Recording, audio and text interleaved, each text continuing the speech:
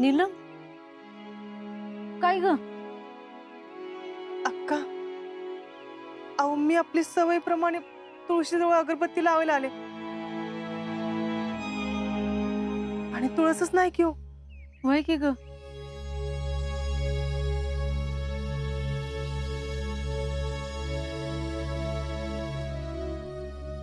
बरी आठवण करून दिलीस बघ. आपण आता इथं तुळस लावूयात. ज्या घरात तुळस नाही त्या घराला काही शोभा नाही बाई. अक्का, पण आपलं घर. वहिनी आता कशाला काढताय सगळं? आता हेच आपलं घर म्हणायचं आणि करायचं सगळं. वय जुन्या घरात ना तर तूच इथे तुळस आणून लाव.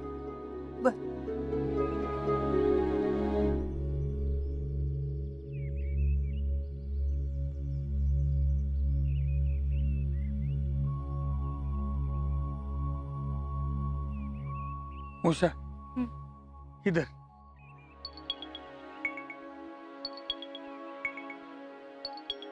चार दिवसानंतर लागेल तसं आणखी नाम आत्ताच काय असेल ती भागव. बर भागल यात. इकडे बघ. अगं असं काय करतीस? जातील हे बी दिवस जातील.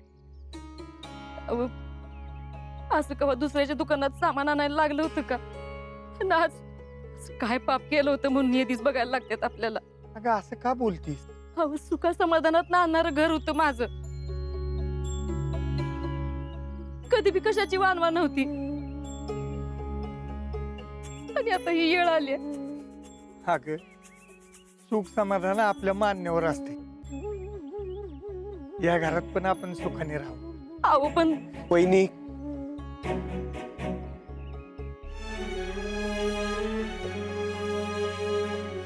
नाना म्हणतात ते बरोबर आहे. हे दिवस बी जात्याल. अगं तो वर बसलाय, वरनं बघतोय समज. तो करेल सगळं नीट. अहो पण एवढं होत होतं तेव्हा कुठं होता त्यो? अगं त्यावेळेला ते आपली परीक्षा बघत असेल. अहो पण तुम्हाला बी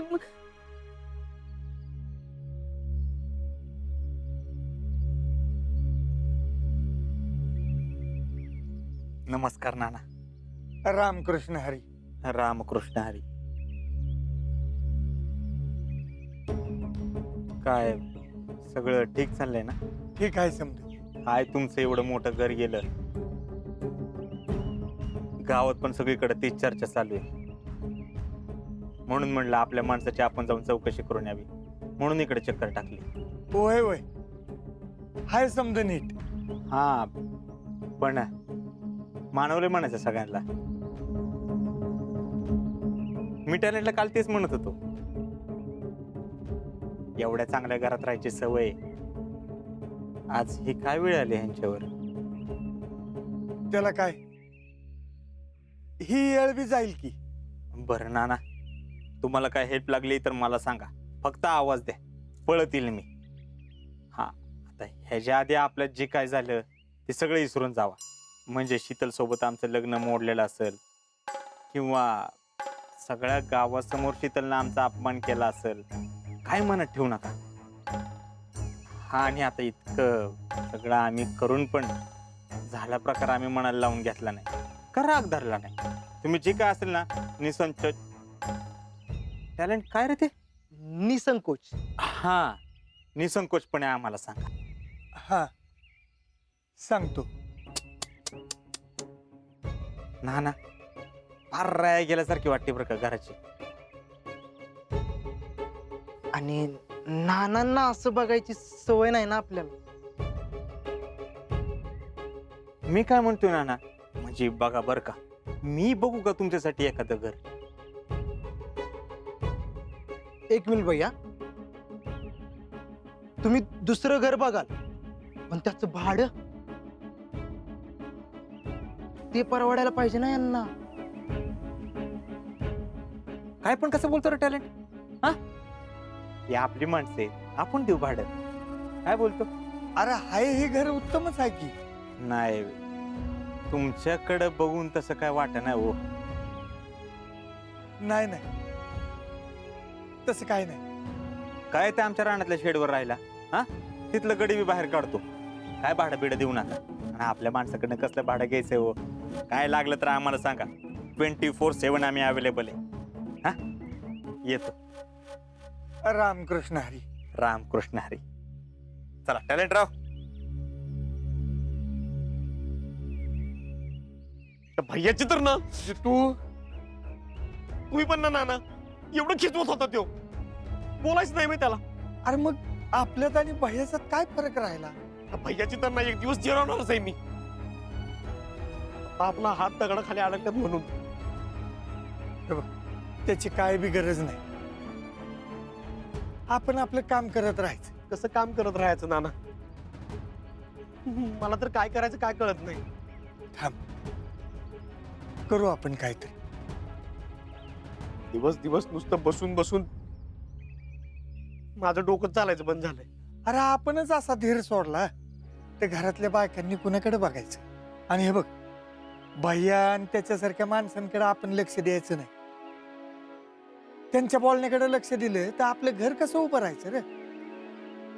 आपण शांतपणे विचार करू.